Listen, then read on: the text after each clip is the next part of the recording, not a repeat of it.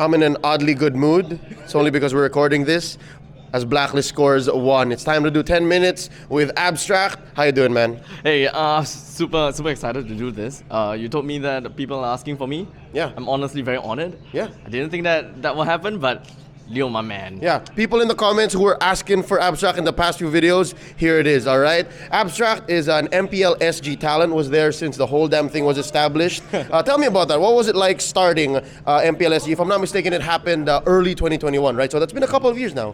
Okay, so MPL SG, right, is definitely not something that I was expecting, right? Because yes, I've been doing ML for a very long time, but having a league in Singapore is not what I expected. I watched looking at MPL, PH, ID, MY. We're such a small little nation, and we don't have a lot of very strong competitive players. And even if we do, it's a very small minority. So even if I thought, like, you know, if it happens, it's not gonna go too far. So you initially thought that if it broke up, if MY broke away from SG, the SG players that actually were there and very competitive would just move over.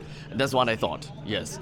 I mean, after all, there were a lot of temptations, I believe, that people wanted to, you know, kind of merge SG to MY together, because our viewership is just that low. Not a lot of people watch a lot of MPL SG. We do have people that are very passionate about it, and it's a very small minority that is really passionate. Hold up. So that's a thought. I mean, maybe not vocally or not maybe officially, it's not official. but there were some rumblings that maybe they would revert. Like, again, for 4 seasons, if I'm not mistaken. Is that 4? No. 5 now. 5 or 6. No. Before the split, there was MYSG. Yes, and then they split up. And then, all right, interesting. Where was this coming from? Who was saying this? I mean, I can't exactly remember, but one thing's for sure, in a business standpoint, It looked bad. it looked bad. It really does. So when it comes down to being on the talent side, right? Because us talents, we don't really have a lot of following. And if you look at statistics, as well as if you are trying to do, you know, promotional materials on Facebook, if you want to buy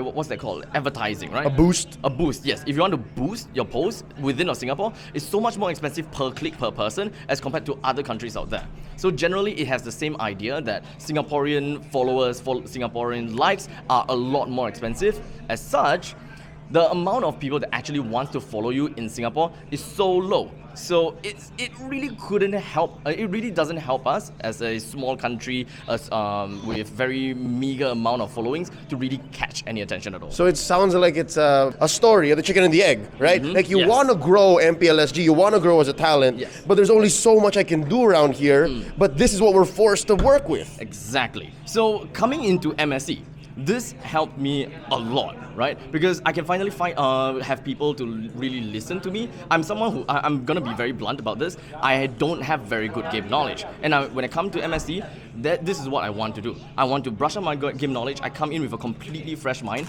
I talk to Leo, I talk to Wolf, Leo, Wolf, LaFell. Talk to Wolf twice, he's the smartest here. He's the smartest here. So, and he's my roommate as well, right? So Helps. I keep on asking these kind of dumbass questions, and I'm pretty sure by now, most of you guys probably think, Abstract is a dumb guy. But yeah, this is what I want to do. I want to learn as much as I can coming in here, even though I don't really show my USP, what I'm really good at when it comes down to shoutcasting as a play-by-play.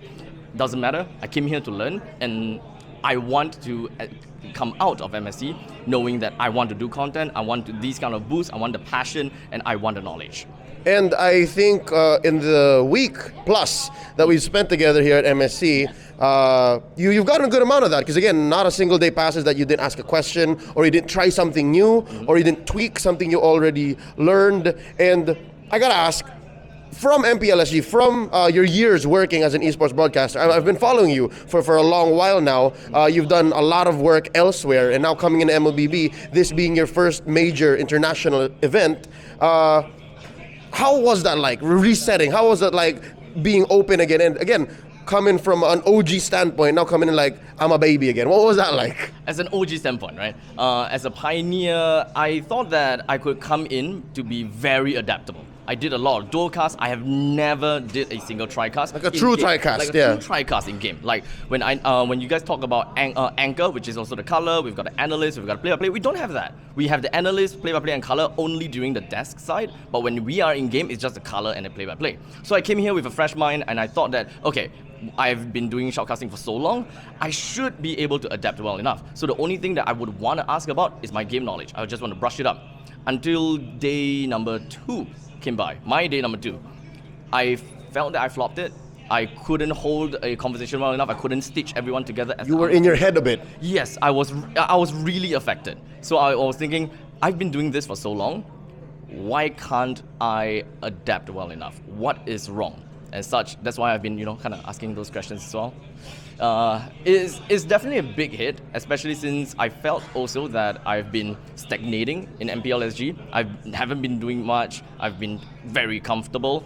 And comfort is a 50-50 thing, right? Comfort is a double-edged sword. You can say, oh, I'm the guy now, but wait, what else can I do? Yes, because when it comes down to most of the MPL classes, like probably like about half of them, I teach them. Like Scrubby Cheeks, Jays, Churros, I teach them. So their skill ceiling is ultimately my skill ceiling. When they reach that point in time, I cannot teach them anymore. I can only teach them the fundamentals, teach them the basics. From that point on, their personality, their game knowledge is all up to them. They're gonna have to learn all these on their own because I can't give them all these information anymore. So coming in, my comfort didn't help. I have no one to really refer to. I watched you guys, but watching you guys versus casting with you guys on table, on live, totally. It's very different. I learned so much more, and I can feel the heavy, large disparity where I cannot connect with you guys in a conversation. That gives me that drive. There's so much that I can do, but yet there's so little time in MSC. And yeah, MSC is actually one of the shorter international tournaments we've had in the past couple of years. And again, it might be because of the format, might be because of the way Moonton is taking international events, like the direction that we're going. Definitely growth is something that's not comfortable. And I guess the fruit of our labors are still yet to be seen. But real quick, I gotta ask you one thing. What's something that you're happy about immediately? Like, we're not even out of Cambodia just yet, right? No. But what's one thing that you think of like, oh, I'm leaving MSC, I'm happy that happened? I'm happy that I met you guys. It's that simple. Meeting you guys gave me a wider perspective of things as shoutcasting. That's not even, that's real. That's real. A lot. I really learned a lot. I grabbed so much information. I stayed up with Gideon from, 10 p.m. until like 3 a.m. We were literally looking through VODs at 0.25 speed. He was telling me about this and that, what you do this, lane priority. That's why you realize I've been talking a lot more about lane priority because I never knew about that term. So every single one of you guys came in with a very different perspective and a very different way of how you guys analyze games. And from that point on, I will grab a little bit of snippets from you guys here and there and try to make it my own, because that is what I've been branding myself. I want to be kind of like that homage of everyone. That's why my alright comes from Bricky CPK when it comes down to Heroes of New Earth back then. When it comes down to my play-by-play, sometimes I go for some kind of pacing, the rhythm. Sometimes I even go for Rap God. That's my tribute to OD Pixel. Right. So all these kind of things blends in, and I just want to be that person where I keep the memories of what I know of. And that's why I'm so passionate about this entire shoutcasting journey. It just made sense to me now. Is that where the name abstract came from? You abstract what you look up to, and then you create this image. Is that what it is? You can see it that way. It just so happens. Or did I just stumble upon something that you just made up now? Technically, it's kind of a half-half, right? All right. The main reason... We'll take what we get. Yeah, the main reason why I was called abstract in the first place, because I'm a designer. I like abstract arts back then. And I'm not really the kind of simplicity kind of person. I like to do things, and then people will be questioning kind of thing. The concept. Yes, it's all about the concept, the principle, and such. It also works very well for me as a character because I'm a very goofy, dumb guy. So if I do something stupid, people question it, and I'm just like, hey, it's abstract. That's why I put Chiku at number 1. All right, Chico number 1 will always be something that no one can completely deny, but also you go, why? All right? So to wrap up our little bit here, I want to ask, what's in the near future for Abstract after this entire event, after MSC 2023, going back to MPL SG? What's something that you look forward to? Okay, I look forward to going back to MPL SG and pass down all the information that I learned from you guys. Because I'm the dumb guy. And if I learn from all you smart guys, I can condense all these smart stuff into how I would understand, so the rest could understand as well. Because I'm a shoutcasting teacher, and I need to teach them in the easiest possible way. And I feel that I could be that proxy to help them really understand the game a little bit more, drafting a little bit more, macro a bit more. So that is number one. Number two, I want to be that proxy of international casters. Every single one of you guys, PH Indo Malaysia, to look into MPL SG. And that is where every single one of you guys come in. I'm going to find a segment. I'm going to find time to create VODs. Have you guys come in for a VOD review. Look at MPL SG games. That way, you guys can have your input. I can hear it. And that way, maybe I'll be able to be that proxy to help the SG teams as to what they can improve in an international standpoint.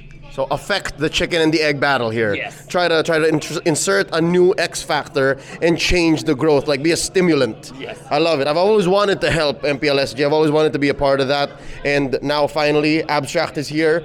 MSC 2023. We made it. Where can people find you on social media? You can all find me at such abstract on Facebook, Instagram, TikTok. MSC, I've been using a lot of TikTok as well as Instagram, so you guys can find quite a bit of content in there as well.